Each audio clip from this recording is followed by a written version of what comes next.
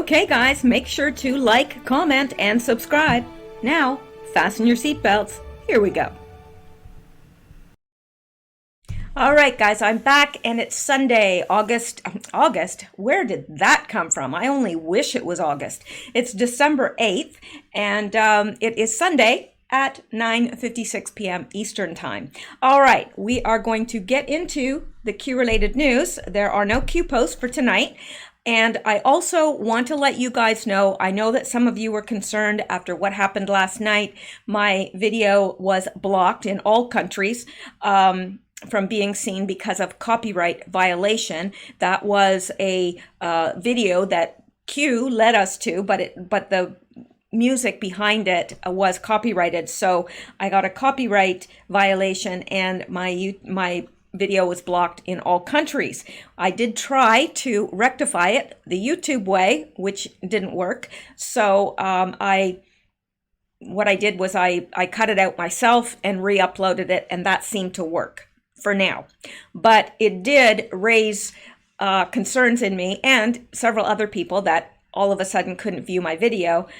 Because I think you all started wondering, and I started wondering, gee, what happens when YouTube says, okay, well, this channel's gone. I do have a BitChute channel, but I did spend today setting it up. So I've got my 2 latest videos uploaded to BitChute, and I want to give that to you now, just in case anything happens and I'm just suddenly not here. I can assure you I'm not going to just disappear. I won't just disappear. I will be somewhere. Well, naturally, of course, that's not so profound, is it? Obviously, I'll be somewhere, but my videos will be somewhere. Have to kind of clarify that.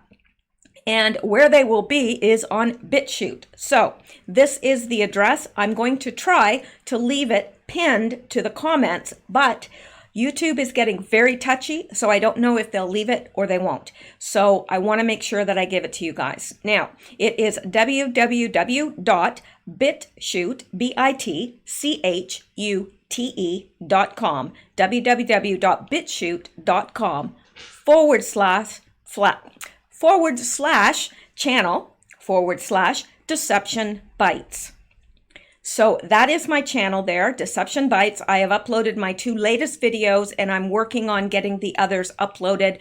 I have got something in place now where every time I upload something to YouTube, it will automatically upload to BitChute as well. That way, if they come along later and say, okay, no, your channel's gone, everything will still be there on BitChute. So I want you guys to know, if I'm not here, I'll be on BitChute, and really, you'll be able to see my videos on BitChute anyway. So just it's your preference where you want to see them, but there may come a day where you don't have a choice. It's going to be on BitChute. But just know that I haven't disappeared. I don't give up that easily. So I will be on BitChute. I will still be on Twitter and so forth. So I wanted to make sure that I got that information to you guys because the so-called date is coming up very quickly. And of course, tomorrow is the IG report. So who knows what's going to happen on these platforms? I don't know. I don't think anybody really knows. I think that we can all surmise, and we're probably going to be pretty accurate. But there you go. So if you're looking for me, I'm not here. I'm on BitChute. There you go. And I do want to thank, I have a new Patreon supporter, Candace Hughes. Thank you so much. I appreciate that support. It's what keeps me going. And I do appreciate it very, very much to those that contribute in one way or another through Patreon or Ko-fi or PayPal, or even those that are not able to afford to give anything, but they pray and they offer comments and they, there's lots of listeners that are on fixed income and can't, and that's perfectly all right. Don't ever feel the necessity to donate if you are struggling yourself. I would never expect that ever. All right, now we're going to get into some news here, and some interesting news. This is a little bit more weird than interesting. Well, interesting and weird, maybe. Now, maybe it's not even going to go there. Let me see here. It's about that whole banana installation. And you know, an art installation is something that's actually physically there. And this was supposedly an art installation, and a guy duct taped a banana on the wall and said it was worth $120,000. And somebody came along and ate the banana. I'm sorry that I see the humor in that, but I really do. So let me see if I can find this now, because this link isn't working for me. And I hate when that happens.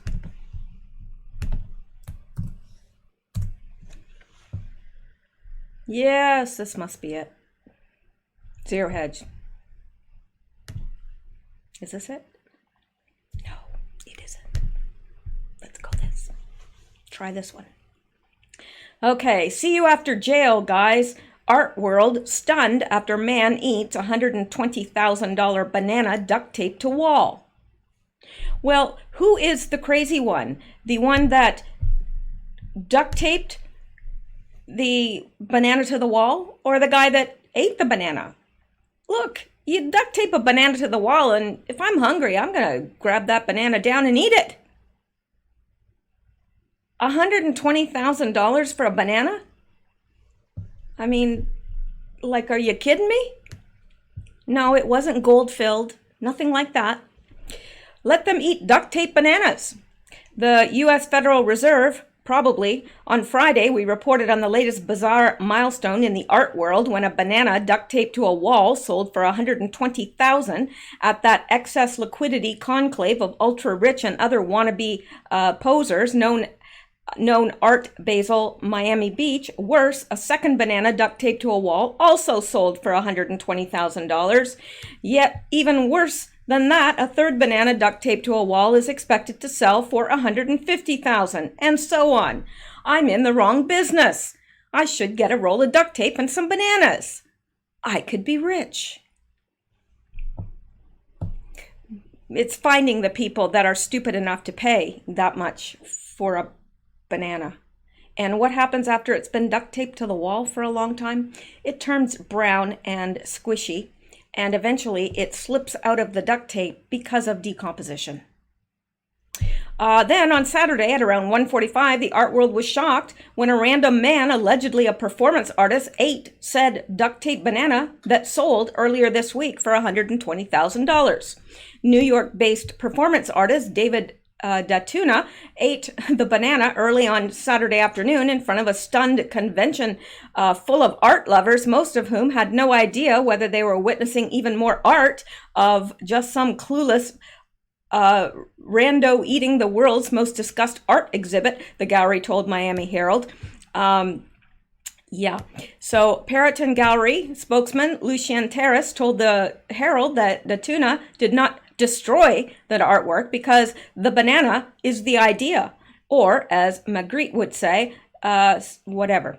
The controversial piece called The Comedian was created by Maurizio Catalan, an Italian artist who has also entertained art lovers from around the globe in 2017 with his America 18-karat gold toilet. The $6 million throne was stolen from England's Blenheim Palace over the summer, according to CBS. Emmanuel Periton, the gallery founder, told CBS News that Maurizio's work is not just about objects, but about how objects move through the world. How does a banana move through the world? I've got an art degree, and personally, I don't see the art in this at all. Whether affixed to the wall of an art fair booth or displayed on the cover of the New York Post, his work forces us to question how value is placed on material goods, he said, although he could have also added, or eaten. He added that the spectacle is as much a part of the work as the banana. Yes, the spectacle. Periton was about to head to the airport when he heard about the banana being eaten and rushed back, according to the Herald. An attendee tried to cheer him up by handing him a banana. A borrowed replacement banana was eventually re-adhered to the wall because art, whereas the art world was briefly outraged about the $120,000 rotting banana was calmly eaten, unaware that they themselves were the joke. Normals argued this piece is a perfect representation of what the art world has become with its gaping wealth inequalities, and where idiotic art such as a banana duct taped to a wall sells for $120,000. Others, however, chose not to go as deep and appreciate the simplicity of the art piece, yet others blamed the Fed for flooding the world with so much money that a banana duct taped to a wall was actually bought by someone for $120,000. The artist first came up with the idea a year ago, he said, thinking of a sculpture that was shaped like a banana, according to a press statement from TRENTON. Every time he traveled, he brought a banana with him and hung it in his hotel room to find inspiration. Okay. He made several models, first in resin, then in bronze, and in painted bronze, before finally coming back to the initial idea of a real banana. Wow, how novel. The artist reported no clear instructions for buyers on whether the bananas start to decompose. As for Datuna, who calmly ate the banana in front of a room full of shocked art fans before he was confronted by a gallery worker, his parting words were, "See you after jail, guys." All right, the world, it's getting stranger and stranger and stranger still. Okay, let's go back and let's come down to here. This from Mike.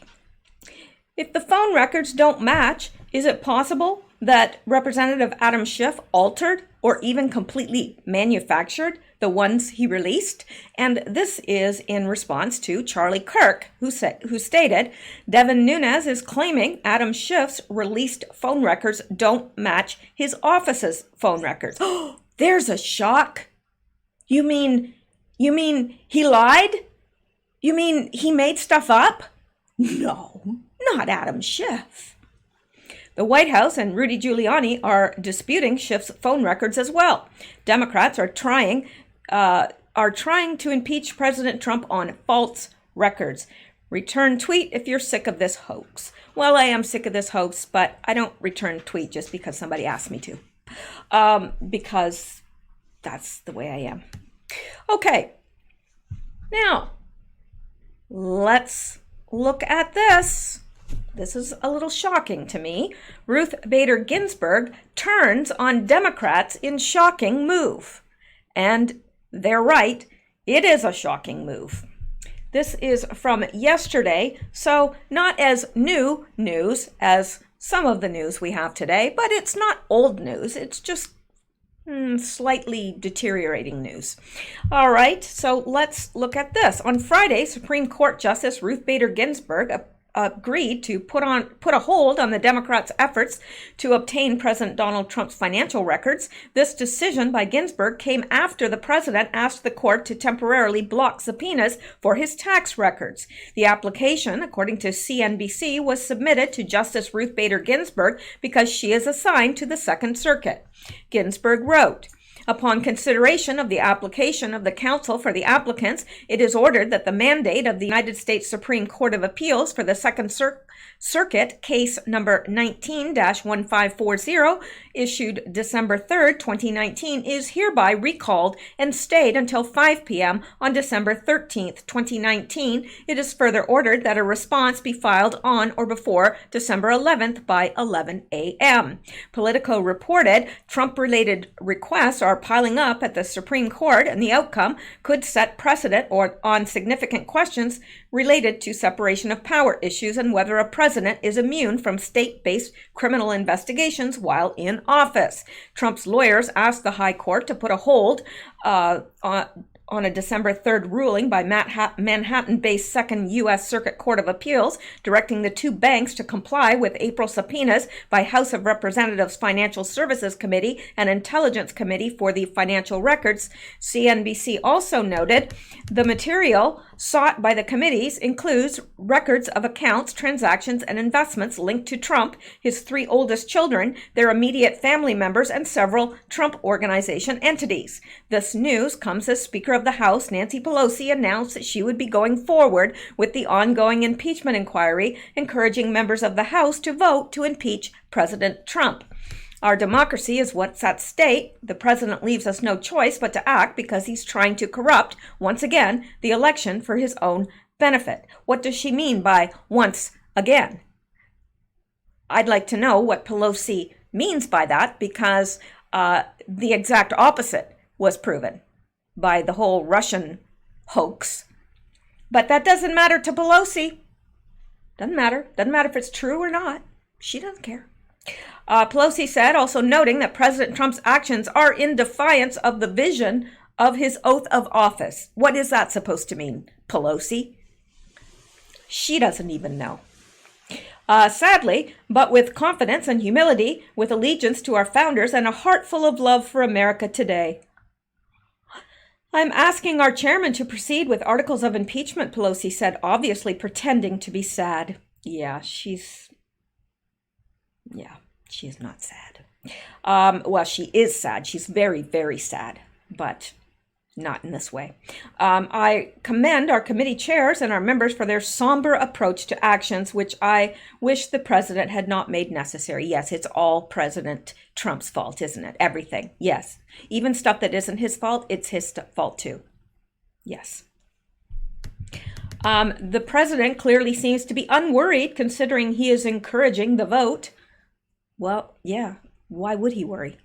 The do-nothing Democrats had a historically bad day yesterday in the House. They had no impeachment case and are demeaning our country, but nothing matters to them. They have gone crazy, President Trump tweeted. Therefore, I say, if you're going to impeach me, do it now, fast, so we can have a fair trial in the Senate and so that our country can get back to business, he added. What are your thoughts? Well, do you really want to know my thoughts? I think you know what my thoughts are. However, I do find it gobsmackingly interesting that it was Ruth Bader Ginsburg that turned and said, put a stay on those tax documents and financial documents that they had requested from Trump. I find that very interesting. So actually, I find it encouraging because it shows that she's trying to do her job. At least, that's the way it looks to me. It's odd because we don't hear anything from her forever, and then all of a sudden she's in the news. Don't know what to think about that. All right, and come back here, and let's look at this. Video. President Trump tells large crowd that Jesus Christ is the true meaning of Christmas. Amen and amen. Now, Christmas is actually... if you look into the background of this, which I have extensively, Christmas is actually a pagan celebration. They moved the birth of Christ to Christmas because it coincided with some other things, but Christ was not born on Christmas Day. He was not. He was probably born, they believe, in September. But anyway, it is the time of year that we all get together and remember the birth of Christ. And I don't think that that is a bad thing. I think it's a very good thing, because anytime you can actually say the name of Jesus Christ, these days, it's a good thing. So a powerful reminder of the meaning of Christmas. And I appreciate very much that he is bringing this back. On Thursday night, President Donald Trump and First Lady Melania Trump told a large crowd gathered in Washington, D.C. for the lighting of the national Christmas tree that the biblical story of the birth of Jesus Christ is the true meaning of the holiday season. Amen. In 1923, President Calvin Coolidge lit the first national Christmas tree, Trump said, according to a transcript of his remarks shared by LifeSite News. Later that night, African-American community centers held an outdoor worship service on these grounds, and during that service, the Washington Monument was illuminated with a beautiful cross, a powerful reminder of the meaning of Christmas. And I think that this is beautiful. Let's just take a look here.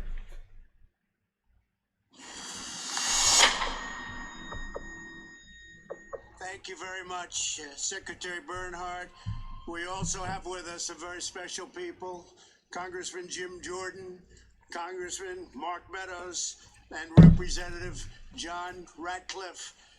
It's an honor to be with everyone tonight. I'm going to skip forward because this is 5 minutes long. That's great.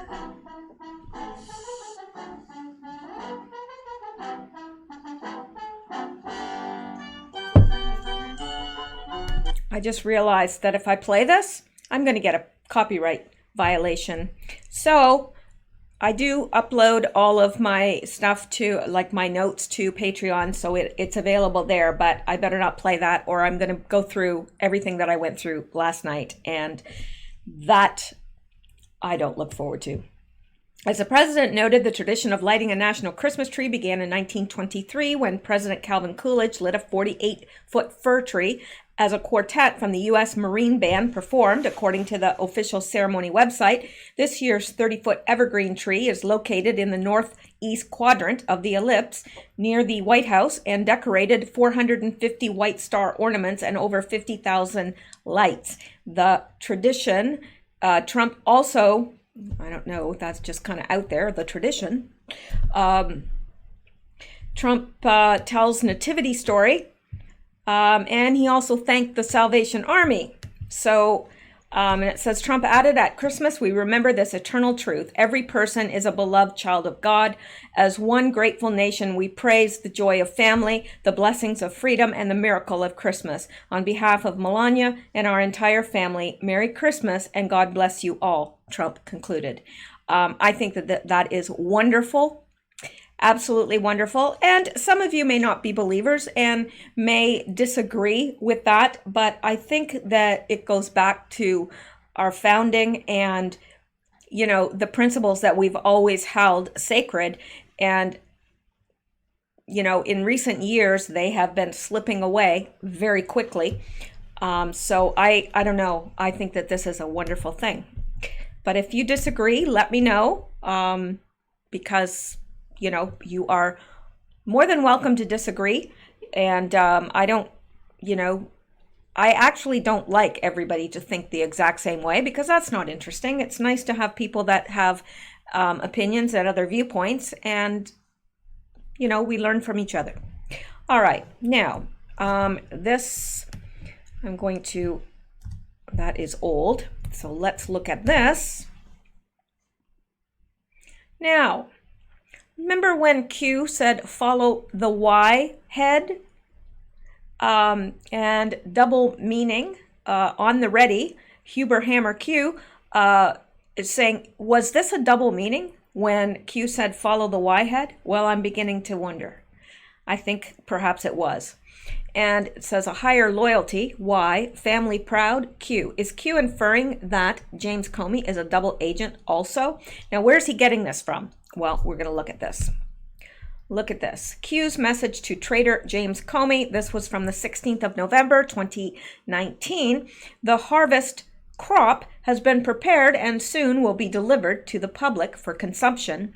A higher loyalty, and then he's got Y in kill brackets. Hunters become the hunted. Treason, sedition. How do you remove a liability? 6 o'clock can be dangerous. Family proud, Q. Now, let's go to the next thing. And it's this that was posted by In the Matrix. Yoshi Cohen is the current head of Mossad. He was known publicly as Y. Interesting, isn't it? I do think that there is a double meaning there. Now, this is too blurry for me to see, but he is the head of Mossad, and he's known publicly as Y. And so when Q asked James Comey a higher loyalty, which that is the name of his book, A Higher Loyalty, which is ridiculous, because he's not loyal to the United States, but is he loyal to Mossad? It's an interesting question, because Q said a higher loyalty and then put Y. And I absolutely am convinced that he's talking about the head of Mossad there. So little tidbits we learn. We keep learning. And I think by the time by the time all of this starts coming out, we're going to go back and look at the Q posts, and we're going to see that some of these things had double, triple, quadruple meanings. So yeah, and then this, I just saw this here underneath. I'm thinking this might be interesting. Just curious, who is Patrice Failer, Comey's parents? Completely non-existent. Her bio is interesting. Worked with juvenile justice issues. Q said, follow the wives. Just curious, is she a Pacer or a Soros? Just seems odd. So this is apparently Comey's mother. She worked as a volunteer for Bridgeport Superior Court. Also, she's been involved in juvenile justice issues. Says, with a prolific career, it's certain that Patrice earns a substantial income. While her net worth is $1 million, her husband's net worth is a mammoth $11 million. So I don't know. They're saying that she doesn't exist. So is there another name for her? I don't know. Lots of interesting stuff anyway. So let's go back here and let's go here while we're on the topic of Mossad. Epstein was a Mossad agent used to blackmail American politicians, former Israeli spy claims. And isn't that what we've suspected all along? Maybe not that he was a Mossad agent, but I certainly believed that he was blackmailing American politicians, royalty, the world's most rich and famous men and women. I believe that is what he did. I believe that's how he made his money. And, you know, that he was a Mossad agent, well, that doesn't surprise me. It doesn't surprise me at all.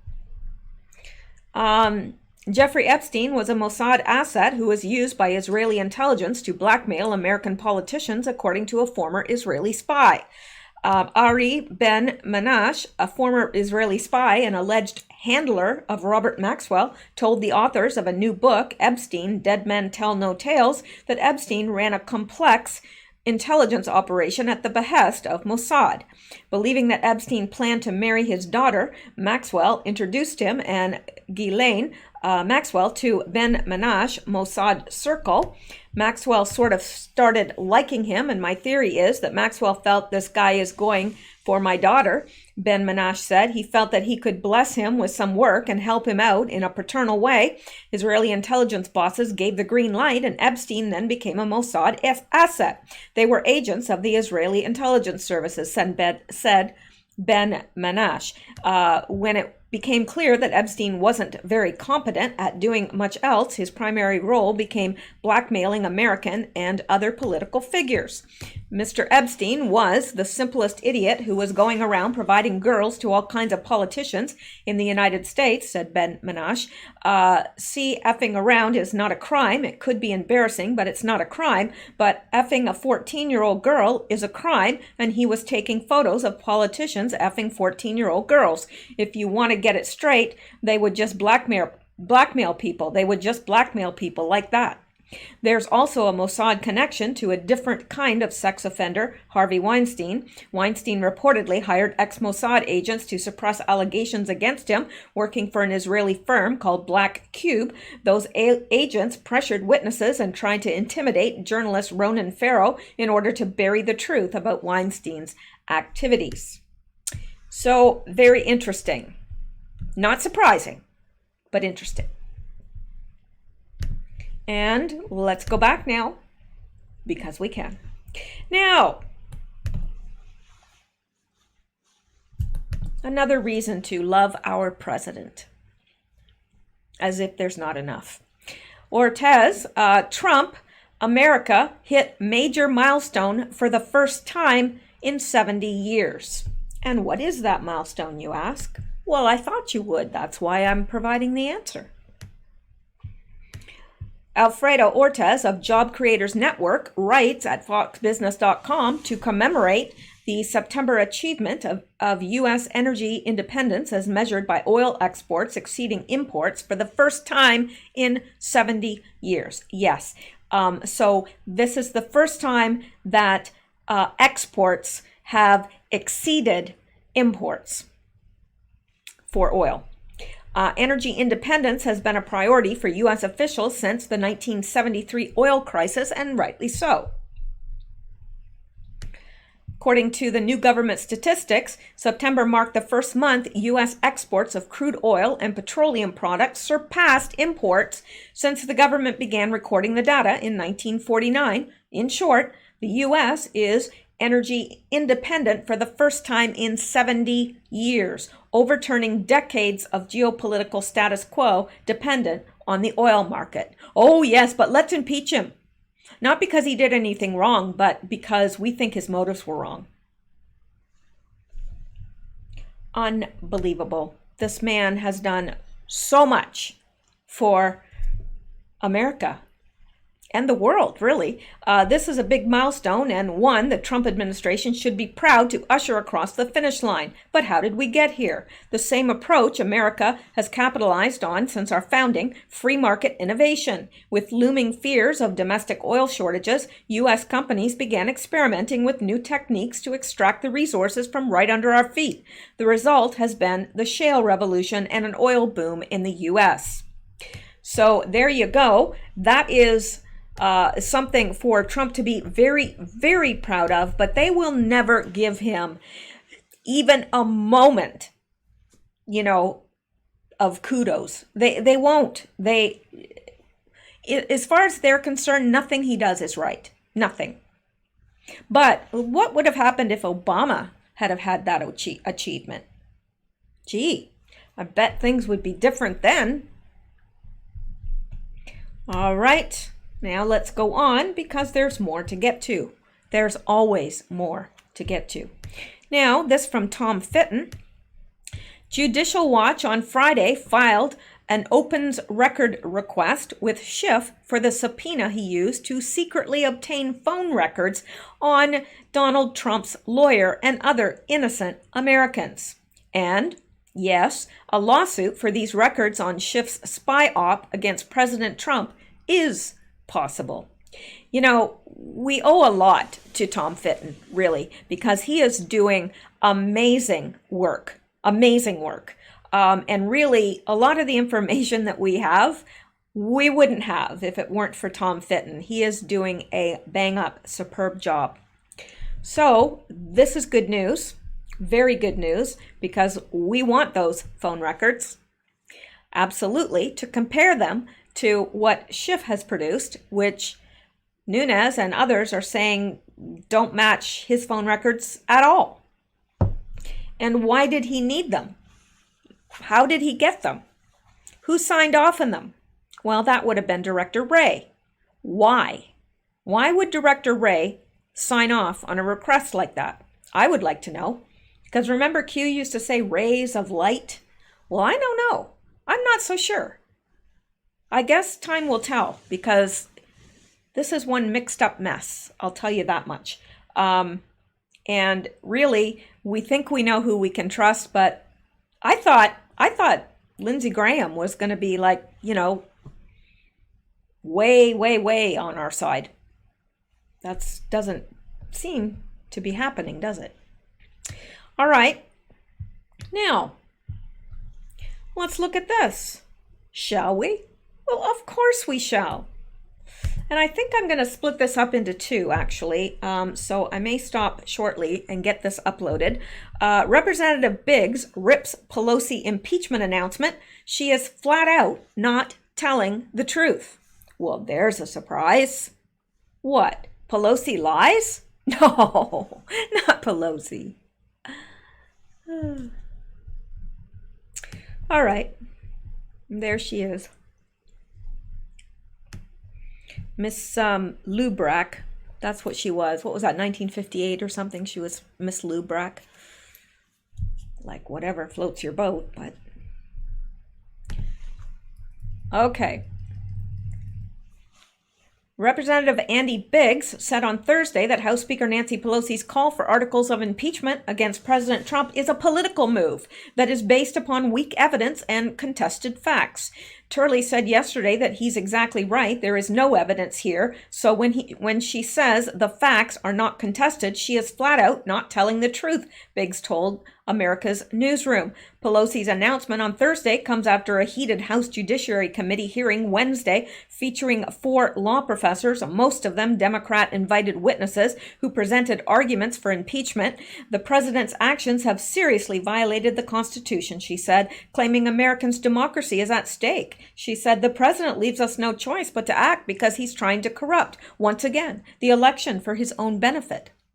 Pelosi claimed the facts are not contested, are now uncontested, that Trump abused his power for his own personal political benefit at the expense of our national security by allegedly using aid as leverage to seek an investigation of the Bidens from Ukraine. Again, not what happened at all. Biggs countered that the facts are highly contested and that there has been no fact witnesses to testify in the Judiciary Committee, which will mark up and vote on the articles of impeachment. So, yeah, Pelosi, she lies pretty much about everything, and the hand movements. And the weird chewing of her dentures. Oh, that is just bizarre. I'm wondering if it's like some people, certain drugs will cause a mouth tick. And I'm wondering if she has that. I don't know, but it just doesn't. Either she's got really uncomfortable dentures, and I would think with her money she could afford to get new ones, or maybe she's got a mouth tick from taking certain drugs. Certain psychiatric drugs will cause that. Just saying. Wouldn't surprise me if she had a problem in that regard. Not that there's anything wrong with being mentally, emotionally ill. I mean, people can't help that, but it wouldn't surprise me with Pelosi because she does not act like a normal person at all. All right, so let's go back here. Let's see how much I've got left here because, a ton of stuff left here. Ton. So, let's go to one more thing, and then I'm going to quit with this, get this uploaded, and try to do another one. This from the Gateway Pundit. This is very interesting news.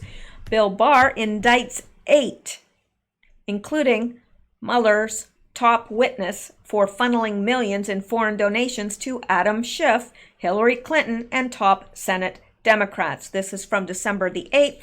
That is today. This is fresh news. Fresh news. Hot and fresh.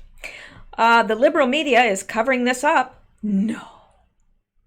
Does the liberal media cover things up? Surely not. Apparently they do. The liberal media is covering this up. Huge Democrat multi-million-dollar campaign donation scandal broken up.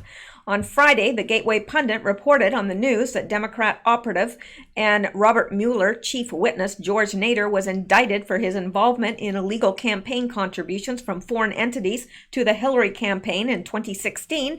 Nader was one of Mueller's top witnesses, and he is a top Democrat donor and convicted child molester. But there is more to the story. Bill Barr on Friday indicted 8 individuals for illegally funneling foreign money to Adam Schiff, Hillary Clinton, and several Democratic senators. The list of the Dem organizations taking this illegal money is astounding. Almost every Dem state organization and many super PACs, including the big ones, Priority USA, the big one, Priorities USA, all of the leading names in the Democratic Party took in this money, including Adam Schiff and Ted Lieu, John Tester, Cory Booker, Hillary Clinton, etc. The DOJ reported earlier today an indictment was unsealed against the CEO of an online payment processing company and 7 others charging them with conspiring to make and conceal conduit and excessive campaign contributions and related offenses during the U.S. presidential election in 2016 and thereafter. Assistant Attorney General Brian A. Ben Kowalski of the Justice Department's Criminal Division and Assistant Director in Charge, Timothy R. Slater of the FBI's Washington Field Office, made the announcement. A federal grand jury in the District of Columbia indicted Andy Kawaja, 48, of Los Angeles, California, on November 7th, along with George Nader, Roy Boulos, Rudy Decker Menajan, Mohammed Mo Diab, Rani El Sadi, Stephen Hill, and Thane Whipple. Now, we have read this, and perhaps we were reading it from another site, but I know we have read this before, so I'm not sure how they are claiming that this is new news, because it's not. In fact, I am almost certain I read this not last video, but the video before. But this is saying that it came out December 8th. Well, I don't think so. But in case you missed it then, you got it again. All right. Now, let me see here. Maybe, can't remember what time I started. I want to save that one. Da-da-da. Yeah, I think I'm going to, well, heck, let's do this one. Heck. We'll look at this one next. I'll save the rest for the second video. A Muslim Democrat who said that Christianity is an assault is arrested for stealing money through her charity organization. This is from today, so it's fresh news, hot and fresh. Every time I say that, it makes me hungry for some Krispy Kreme, but I'm really glad I don't live near it. I'm glad I don't live within 100 miles or so, 200 miles of it, 300, 400, 500 miles. I need to put at least 1,000 miles in between me and a Krispy Kreme. I'm just saying. All right. A Muslim Democrat official from Pennsylvania who affirms that Christian prayer is offensive has been arrested for supposedly taking $500,000 from a kids' charity event. Nice. What a nice woman. Representative Movita Johnson-Harrell was a few days ago captured and imprisoned for the various charges. Pennsylvania Attorney General Josh Shapiro stated in an announcement, Johnson-Harrell has been accused of robbery, perjury, and corruption. Johnson-Harrell is blamed for taking cash from the charity she established, which was intended to support kids and the homeless citizens, and spending the cash on traveling and buying a luxury Porsche. Okay. Johnson-Harrell recently stood out as truly famous in the wake of saying she was annoyed by a Christian prayer offered before a session of the Pennsylvania legislature in March. Do we care? No, not really. The recently sworn-in Democrat state representative depicted Christianity as bigotry and an assault. Shapiro stated in the explanation that she handed herself over, had admitted to the wrongdoings, and has consented to leave the Pennsylvania legislature. Johnson-Harrell occupied Medicaid and Social Security handicap assets from her charity for her very own utilization, Shapiro claimed. Her robbery knew no limits, he added. Afterwards, in an announcement published through her legal counselors to the Associated Press, she stated she contested a portion of the charges. I am saddened and dismayed by the nature of the allegations brought against me today, Johnson-Harrell claimed. Yes, you know why she's saddened and dismayed? Because she was caught. I vigorously dispute many of these allegations, which generally pertain to before I took office, and I intend to accept responsibility for any actions that were inappropriate. That's not a very good apology, is it? Yeah. It's one of those backhanded apologies. She had established Mecca Charity Organization in 2006. It was made to help those in need, but she instead decided to live a luxury life with that money, typical for a Democrat. She was the first Muslim representative elected to the Pennsylvania legislature, and probably the last. All right. Yeah. She's a piece of work. Okay, so I think what I'm going to do is I'm going to call that a video. It's a video. And I'm going to get it uploaded and start on the second video. Why? Because I can, and because my voice is holding out, and because I owe it to you from last night. All right, so that's it. Stay safe, stay well, stay blessed, and come back and see me because, I'll be hanging around here and, I like to see you guys. So thanks so much. Keep seeking truth. Deception Bite.